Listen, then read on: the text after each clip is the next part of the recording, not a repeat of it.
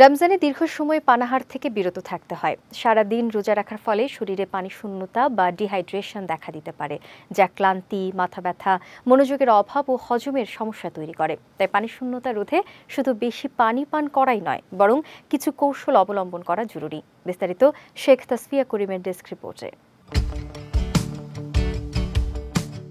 সাধারণত আমরা ইফতার ও সাহরিতে দ্রুত পানি পান করি, যা শরীর ঠিকভাবে শোষণ করতে পারে না। ইফতারে পরিমিত পানি পান করা উচিত। এ সময় খেতে পারেন ফল, শসা, খেজুর, দই চিড়া, ডাবের পানি, বেলের শরবত, স্যুপ বা হাইড্রেটিং ফলের জুস। এসব পানীয় শরীরের পানি শূন্যতা কমাতে সহায়তা করবে।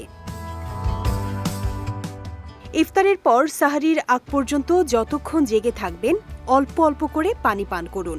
এতে শরীরে পানির ভারসাম্য বজায় থাকবে।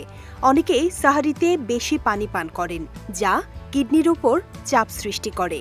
সাহরিতে শুধু পানি নয়, বরং ইলেকট্রোলাইট সমৃদ্ধ পানীয় গ্রহণ করুন।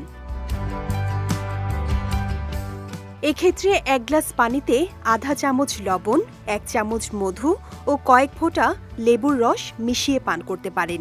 এটি শরীরে দীর্ঘ সময় পানি ধরে রাখতে সাহায্য করবে।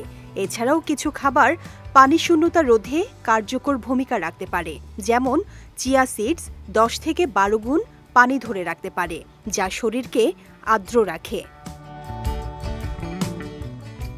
এছাড়া তরমুজ, শসা ও কমলায় 90% বেশি পানি থাকে, যা দীর্ঘ সময় শরীরকে হাইড্রেটেড রাখে। আর পর্যাপ্ত পানির পাশাপাশি খাবারে লাউ, কুমড়ো বা পেঁপে জাতীয় খাবার বেশি রাখলে শরীরের পানি শূন্যতা দূর হবে। শেখ তাসফিয়া করিম, বিজয় টিভি, নিউজ ডেস্ক।